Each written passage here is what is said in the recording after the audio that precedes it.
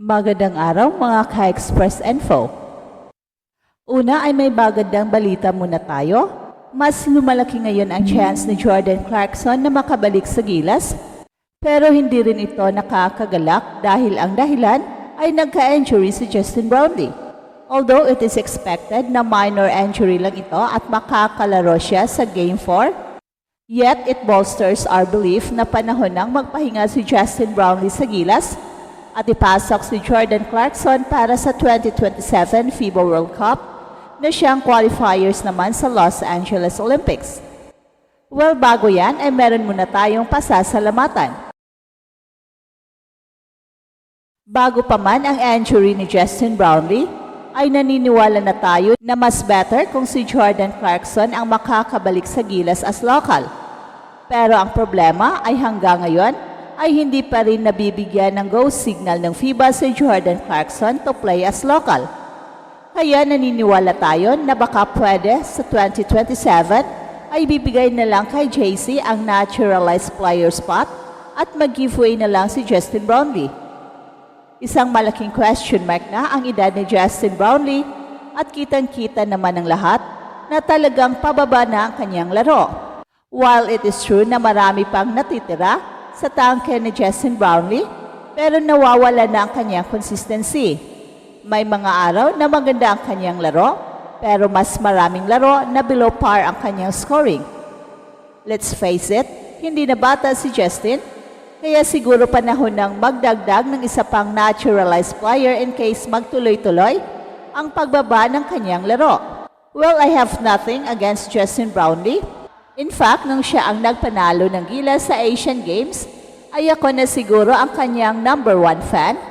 Pero it just happened na nagkakaedad na si Justin Brownlee at panahon nang maghanap ng iba. Napakagandang balita ito kapag magsanib puwersa muli sina Kai Sotto at Jordan Clarkson at maglalaro sa 2027 FIBA World Cup and hopefully makikita sa buong mundo ang full strength ng Gilas Pilipinas. Well, yan ang ating pag-uusapan in this video, pero bago yan ay meron muna tayong pag-giveaway. Hey, hey, hey! Attention mga kapatrol! Get ready for an epic giveaway! Once Express Info hits 150k subscribers, one lucky winner will win the incredible Oppo Reno 11F 5G smartphone. Here's how to join. Step 1. Subscribe to Express Info right now. Step 2. Like this video. Then Step 3. Comment anything good and positive about our idol Kai Sotto. Super easy. Just subscribe, like, and comment.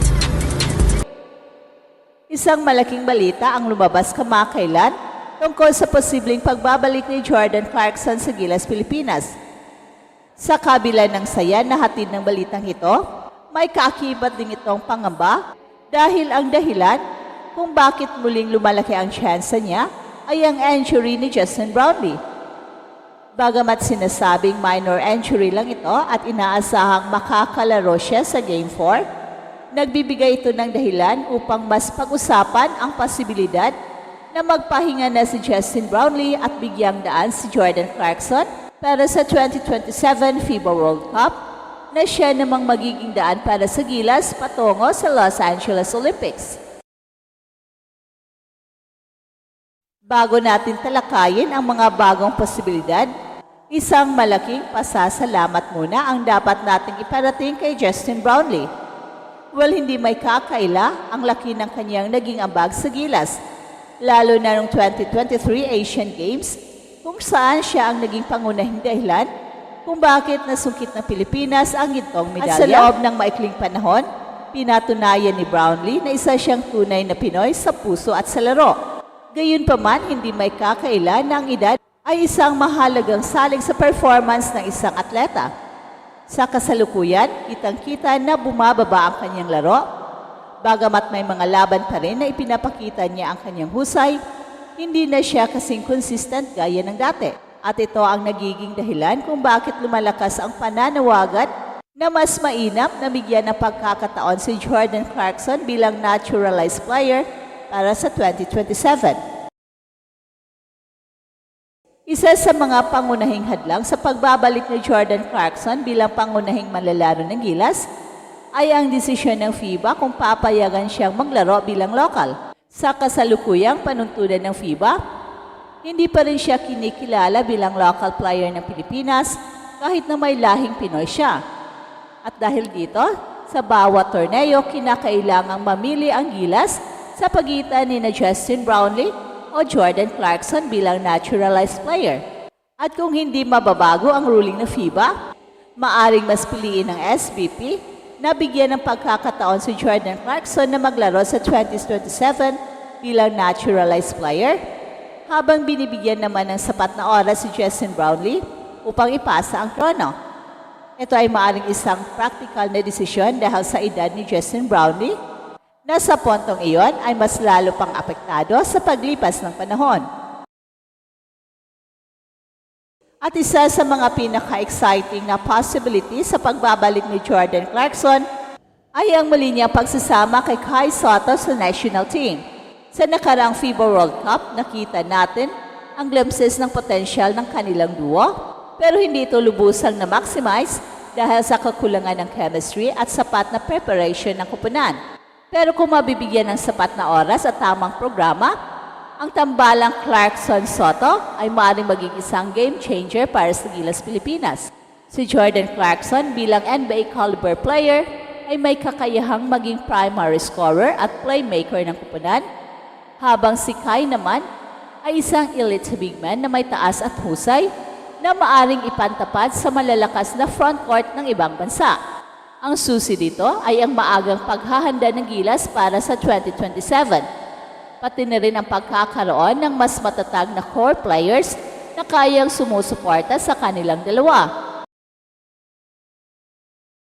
Si Kai ang magiging future ng Gilas sa ilalim ng ring, kaya dapat lamang na patuloy siyang i-develop. Kailangan niyang lumaro ng mas mataas na antas ng competition upang mas maging handa sa 2027. Maghanap ng mas maraming talento upang sumusuporta kina Kai Sotto at Jordan Clarkson. Ang basketball ay hindi isang one-man or two-man game. Kailangan ng Gilas ng mas malalim na bench at mas maasahang role players. Maraming young talents sa Pilipinas at abroad na maaring maging bahagi ng programang ito.